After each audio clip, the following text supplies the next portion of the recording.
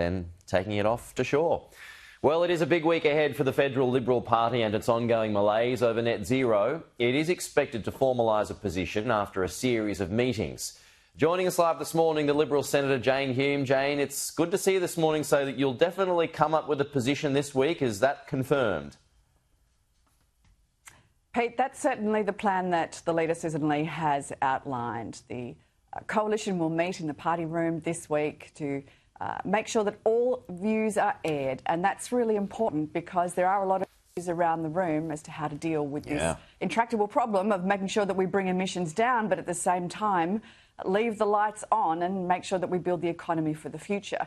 The reason why this is so important, you can see, is from the results that Australians are telling us in polls today, that the cost of living is still rising out of control, and largely that's being pushed by energy price rises, around 40% in the last 3 years alone, and that's being felt by households and businesses right around the country. So where do you expect the party will land?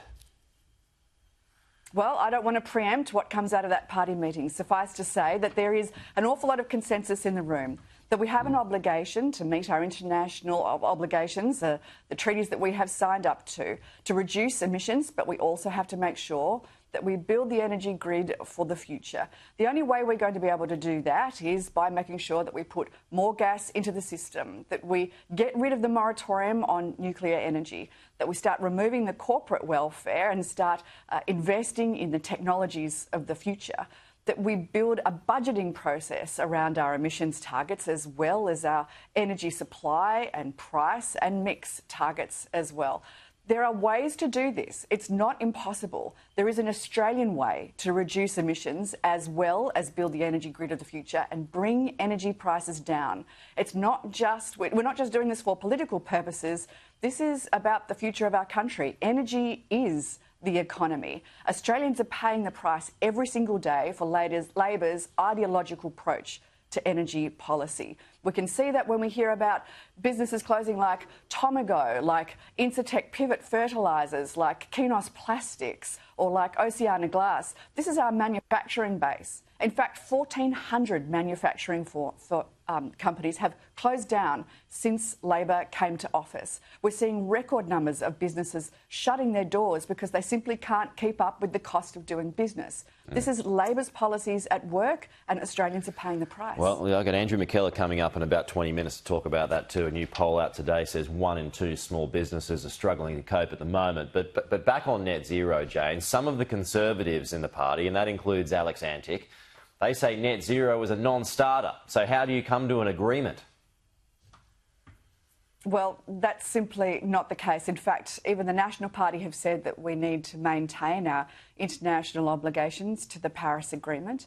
A net zero future is part of that Paris Agreement. The question is, how do we get there? Is it, we can take our own pathway there. That's what every country has signed up to forge their own path towards a low emissions future. This isn't impossible. We just have to make sure that we find the right Australian way to get there. So, but what are you going to do about when you've got that kind of dissent in the party about net zero, and we've played it for you already today, or for our viewers, the comments by Alex Antic that net zero can't be a part of it. How do you placate that Conservative wing of the party, if you like? Well, all things in politics are about persuasion, because you can be the best conviction politician in the world, but conviction that without persuasion doesn't convince anybody.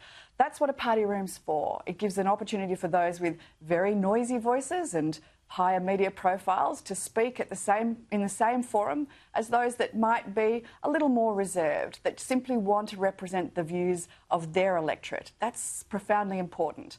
But it's not just about the views of those that are in the room. It's about the views of those that are outside of the room too.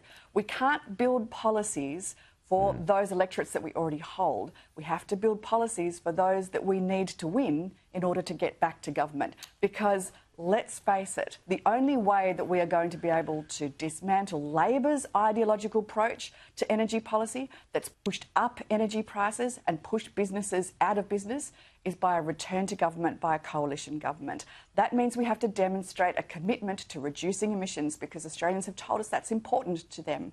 but we also have to make sure that we can reduce energy prices as well. A credible pathway is possible. It just has to be demonstrated by a commitment to both objectives. OK, well, that's from the Conservatives. Now to a moderate, Andrew Bragg. He reckons his future in the party would be under a cloud if net zero were to be abandoned. Would you stay on if net zero was dropped?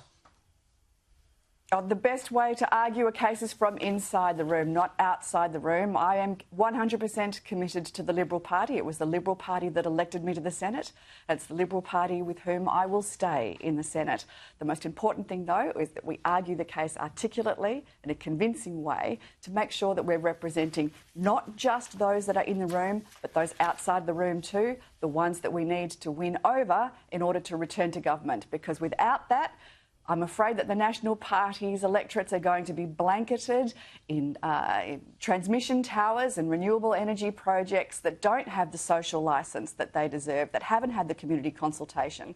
The National Party, I know, have a very, very strong position, but that position will always be in opposition without a return to a coalition government. And following Sarah Henderson's comments here about Susan Lee on this program on Friday, do you back Susan Lee staying on as leader? Of course I back the leader. And in fact, she's exactly the right person to navigate us through these times because she's been very consistent in her messaging. She has said that we will get to a zero emissions future, a low emissions future, but we will do it in our way, that we will come to a considered position. That's exactly what we're doing this week. All right, Jane Hume, thanks as always for your time. We'll chat to you during the week. More coming up. A look back.